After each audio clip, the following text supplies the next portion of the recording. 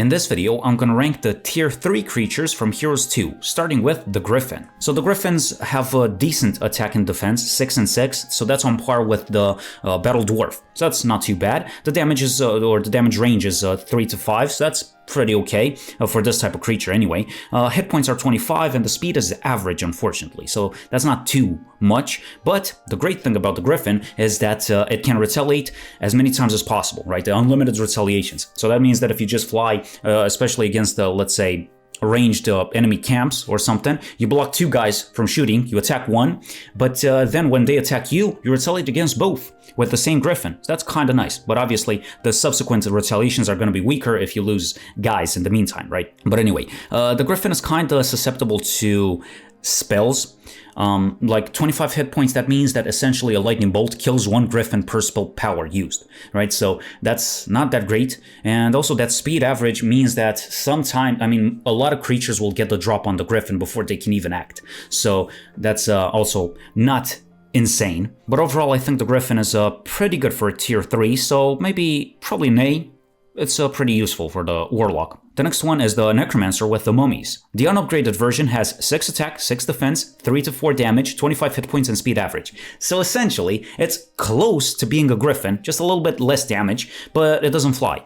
However, because it's a Necromancer, it's immune to mind-affecting spells, no blind, no paralyze, no berserker, no hypnotize, as if anybody would use that very often, but anyway. But it also has a 20% chance to curse the enemy creatures, and curse is quite devastating, especially if they have a broad damage range, of course. Now, the great thing about the Mummy is that if they curse a very strong creature, right, which would have a broad range, like let's say as an example 10 to 20 damage, then the damage reduction was going to be like 33% in this specific case, right, compared to that average expected value of 15. Now they deal 10. So the thing is, this forces the enemy hero to make a very important decision. Either use a curse or a cure, or a dispel magic, anti-magic, or bless to deal with that curse, right, or cast another spell that they would have cast if they wouldn't have been in this situation, right? So it's kind of interesting because it's an opportunity cost there, right? Either deal with the curse, and that means you can't cast your lightning bolt or whatever you want it to do, or you do that, but you deal with the curse. So this is nice. Whenever a creature can apply a spell, that's pretty strong, I would say. And then the upgraded version gets more hit points, but also the speed is going to be fast. So this is quite significant. And also, they get a 30% chance to curse the enemy creature. So that's on average, almost 1 in 3, as opposed to 1 in 5 attacks applying the curse. So this is annoying to deal with. The Royal Mummy is quite strong, I would say. I like the Mummies a ton. So I'd say the Royal Mummy is probably an S. And normal Mummy is... well, because of that, it's comparable to a Griffin, but it doesn't fly. However, it applies Curse, which is super strong. I'd say...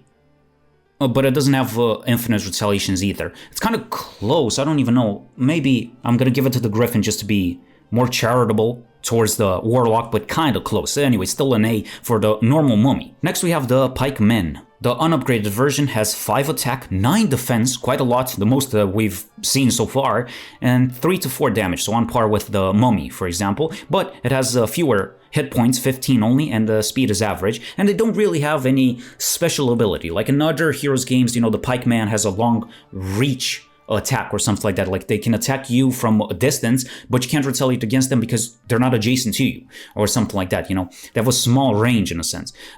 Yeah. Here, the Pikeman, the thing is, this creature, if you look at the stats, it doesn't seem that bad, but most of the time, I don't think they're annoying to deal with. They're not, I've never thought of, to myself, whenever I'm facing an enemy, oh no, they have Pikemen, whatever will I do?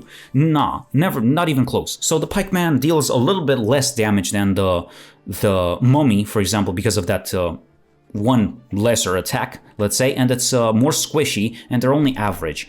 Not great. The Pikeman is kind of weak from my point of view because they really don't have a special ability. Then the upgrade, the Veteran Pikeman, gets a bit more hit points, but this is not a huge upgrade, but they're fast, so that's pretty interesting, especially because at this point, this is the fastest unit that Knight is going to have at maximum tier 3, let's say. So that could ensure the first cast, like something like, I don't know, a blind or something that doesn't require wisdom.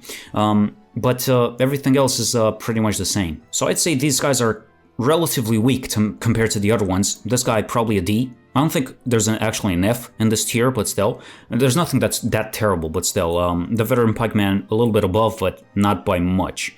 It's good that it's fast speed, but still. I mean, if they would have had something like a curse or something like that, or if the Mummy wouldn't have had the curse, it would have been closer to the Pikeman in a sense, but these guys don't deal too much damage and they're kind of squishy anyway, even with that defense. Anyway, then there are the sorceresses. So the elf has 4 attack, 3 defense, and 2 to 3 damage. That's pretty poor, actually. It's what you would expect from a lower tier creature, like tier 2 or even tier 1. Like, the skeleton easily has close to this, if not exactly that. But the hit points are 15, so that's nice, and they have average speed. But the most important thing is that they fire 2 shots per turn. That's pretty strong, so that means that they're kind of better than... They're kind of an in-between, let's say, archer and ranger, in a sense. You know what I mean? Like, the normal elf might be kind of weaker than a ranger, but still better than an archer. However, the upgrade is quite significantly better. You know, it has 5 attack, 5 defense, very fast as well. They're still squishy, but still, that very fast is super significant. You know, initiative in this game, especially in the early game, is quite important because they can get the drop on the enemies, and also they can ensure that first cast. And if a sorceress gets the first cast, you know, they have knowledge, they have spell power, they can use almost anything. So that's going to be quite good. The upgraded version is pretty strong, so I would say probably an S, but it's kind of debatable if it's better than the Mummy. The Mummy with that curse is always relevant. These guys could become not quite obsolete, but they are significantly weaker in the late game, let's say. I mean, that those stats are so bad, but the curse is always super devastating because it's a free spell applied. So maybe this guy is super strong just because of that. So maybe the actual proper tier S, this guy S minus, and the normal elf, it's fast, but the stats are not that great and it's kind of squishy. Maybe below the Griffin, but not better than the other guy that applies curse, but who's a little bit weaker. Yeah, kind of, or maybe even below this. Potentially, but I don't know. Let me know what you think. I think it's potentially a bit debatable here. Anyway, then we have the Barbarians. The Wolf has 6 attack, 2 defense, and 3 to 5 damage range. So essentially, in terms of attack, it's exactly the same as a Griffin. That's pretty good. And also, if it's used by Barbarian, it's going to have even more attack, just because of the hero. So that's quite nice. 20 hit points makes it kind of squishy, but very fast speed is always a good thing. But also, the most important thing is that they have 2 attacks. So that's quite difficult to deal with in the early game, especially if the Barbarian or whoever uses the Wolf would have leadership as well, because they're very fast, they can move, but then, if they get good morale, they can attack pretty much anybody. So that's quite strong, and those 2 attacks are devastating as well. Unfortunately, it's really squishy, and you will lose this type of stack kind of quickly. So yeah, or even those 2 attacks, you know, you attack once, you get retaliated against, and then that second attack is going to be weaker if you've lost a ton, and chances are you will, because they don't resist too much. But if you attack somebody that retaliated already, or who had a blind, or not blind, but paralyzed, let's say, then it's free money. So they're kind of great as, let's say, if it makes sense, like a burst damage, but then they kind of fizzle out. You know how I've said that the veteran pikemen were never a nuisance to deal with? Well, that's not the case with the wolves. Many times when I see a big stack of wolves, I'm like, oh damn, how am I going to deal with that? I need to be strategic, I need to potentially blind, slow, whatever, but I need to deal with that, because if they land those 2 attacks with their maximum stack, that's pretty bad. So I like the wolves, they're quite nice. They're also occupying 2 hexes, so that makes them more vulnerable as well. But they can protect at least the orcs, in a sense, or even the trolls eventually. They're pretty good, I would say. Very fast speed means they can't be too low, but it's probably somewhere around an A. I think I need to nitpick a bit more. Let's think about this. Maybe, actually I don't think it's necessary to be like a bell curve or something. Maybe if most are A, that's fine. Anyway, then we have the wizard finally. So we have the Iron Golem with 5 attack, 10 defense, which is insane, and 4 to 5 damage, which is quite good. It's better than the Griffin, for example. At least the minimum damage is higher. And 30 hit points, but unfortunately they're very slow. But they also have a 50% damage reduction when it comes to elemental spells. So that's also very nice. I mean, these guys can be a nuisance to deal with whenever you're attacking a castle or something like that. They resist quite a lot, but they're not super useful when it comes to the attack, let's say, because they're very slow. Like most of the time, they don't even get into a battle if you take them with you. And they also slow you down significantly, but to be fair, the halflings do that anyway. So yeah, unless you attack only with boars, but that's never gonna happen probably. But then the steel golem gets an upgrade to attack, which is nice, I guess. Then 35 hit points instead, and their speed is slow. That's not that much of an upgrade in terms of speed. They resist a bit more, I guess. They have more health and slightly more attack, but even that is not, in the best case scenario, you offset that damage, the bonus damage by 20%, or you increase, or you reduce the damage reduction, in a sense, I guess, by 10%, I think. Compared to this guy. That's fine, but it's not that incredible. These guys are not really that strong.